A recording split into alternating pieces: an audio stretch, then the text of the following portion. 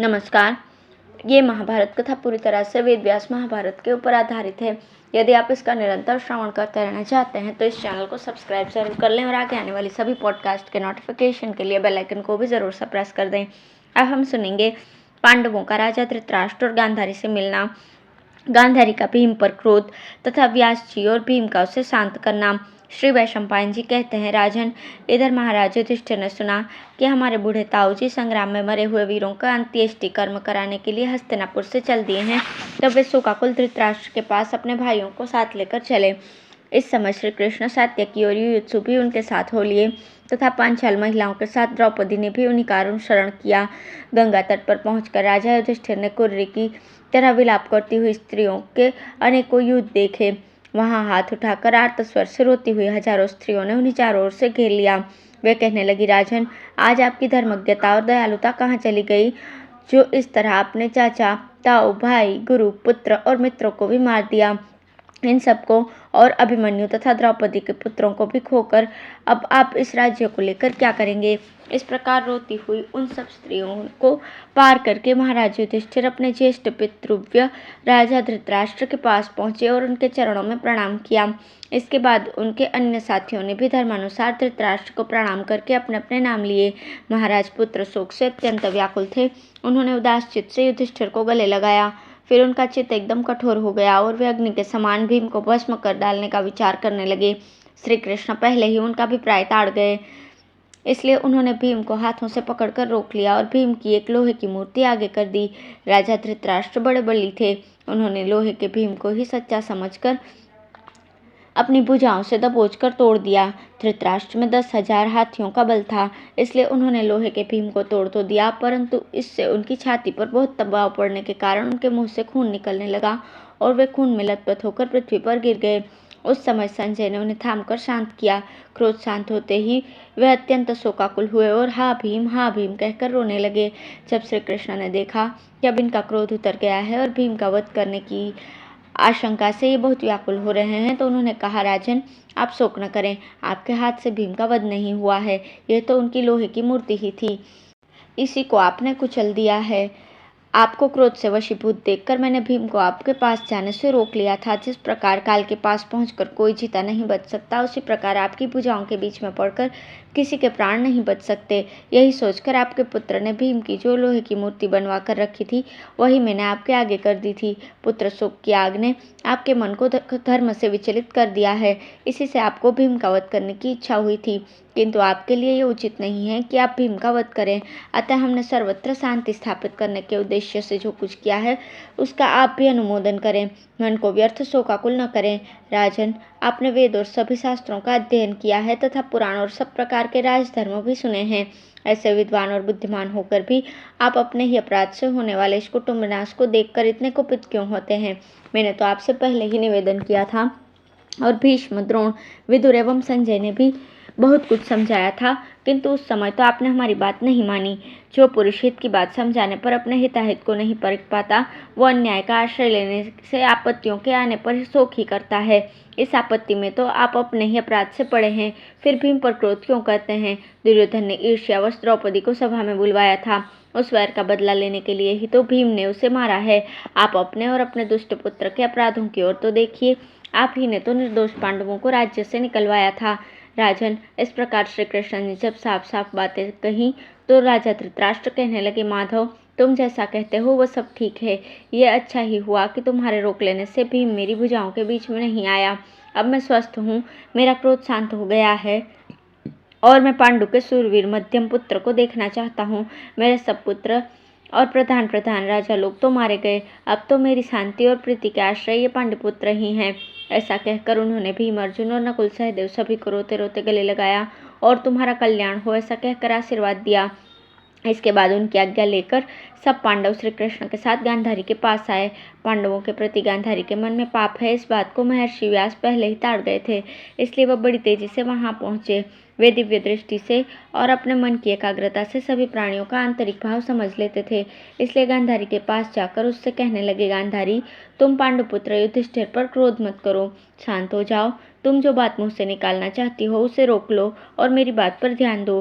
गत 18 दिनों में तुम्हारा विजयाभिलाषी पुत्र नित्य ही तुमसे ये प्रार्थना करता था कि मैं शत्रुओं के साथ संग्राम करने के लिए जा रहा हूँ। माता जी, मेरे कल्याण के लिए आप मुझे आशीर्वाद दीजिए। उसके इस प्रकार प्रार्थना करने पर तुम हर बार यही कहती थी कि जहाँ धर्म है वहीं विजय है। इस प्रकार पहले तुम्हारे मुँह से जो सच्ची बात निकलती थी वो मुझे याद आती है।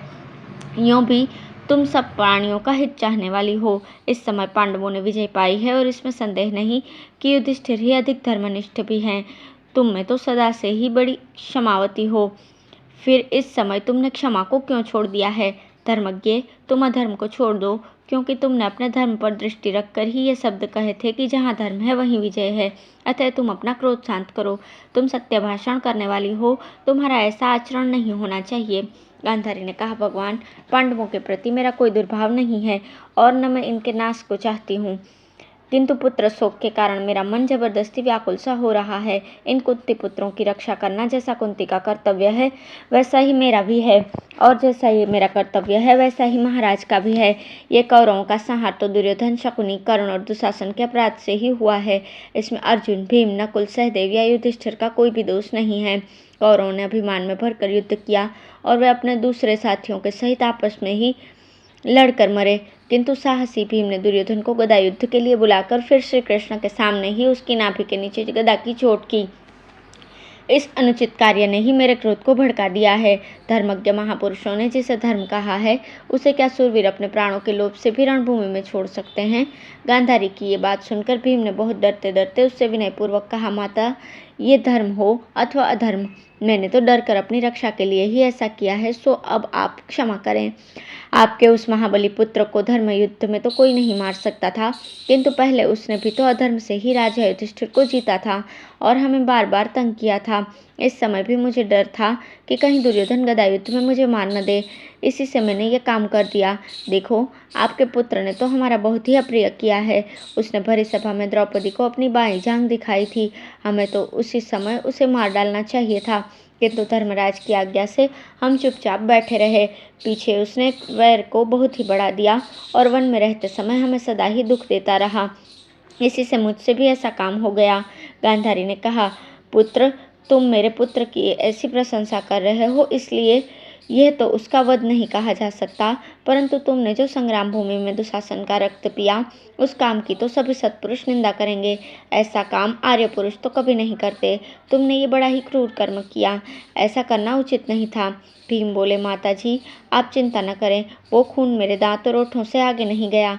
इस बात को कर्ण जानता था। मैंने तो अपने हाथ ही खून में सान लिए थे। जब धृतकीड़ा के समय दुशासन ने द्रौपदी के केस पकड़े थे, उसी समय क्रोध में भरकर मैं ऐसी प्रतिज्ञा कर चुका था, यदि मैं उसे पूरा न करता तो अनंत वर्षों तक क्षात्र धर्म से पतित समझा जाता। इसी से मैंने ये कार्य किया था। गांधारी ने कहा, भीम, हम अब बूढ़े हो गए हैं, हमारा राज्य भी तुमने छीन लिया।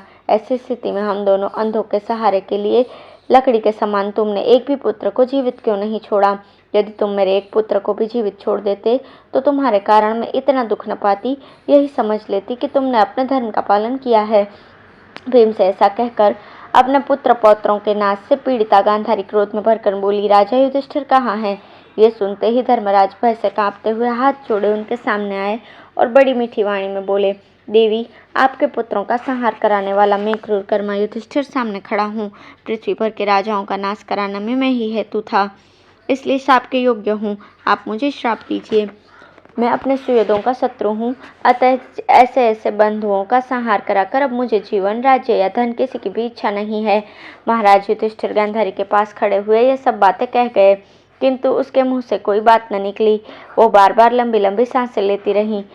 वे झुककर उसके चरणों में गिरना ही चाहते थे कि दीर्घदर्शिनी गांधारी की दृष्टि पट्टी में से होकर उनके नखों पर पड़ी। इससे उनके सुंदर नख उसी समय काले पड़ गए। ये देखते ही अर्जुन तो श्री कृष्ण के पीछे खिसक गए तथा और भाई भी इधर उधर छिपने लगे।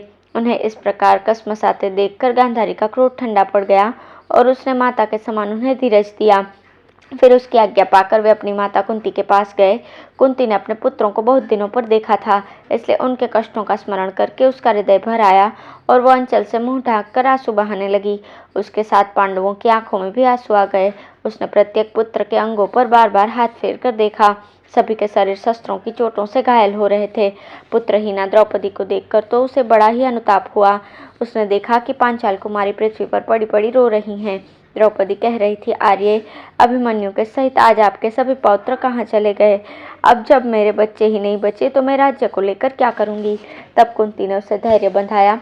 इसके बाद वो शोकाकुला द्रौपदी को उठाकर अपने साथ लेकर गांधारी के पास आई। उसके साथ ही सब पांडव भी वहां पहुंचे। तब गांधारी ने बहू द्रौपदी और यशस्विनी कुंती से कहा, बेटी, इस प्रकार शोकाकुल मत हो। मेरी ओर तो देख, मुझ पर कैसा दुख का पहाड़ टूट पड़ा है। मैं तो इस लोक संहार को समय से उलटफेर हुआ ही समझती हूँ। यही रोमांचकारी कांड होना ही था, इसी से हुआ है। विदुर जी ने जो बात कही थी वो ज्यों की त्यों सामने आ गई। जैसी तू है वैसी ही मैं भी हूँ। बता कौन किसको धीरज बंधाए। वास्तव में इस श्रेष्ठ कुल का संहार तो मेरे ही अपराध से हुआ है। धन्यवाद।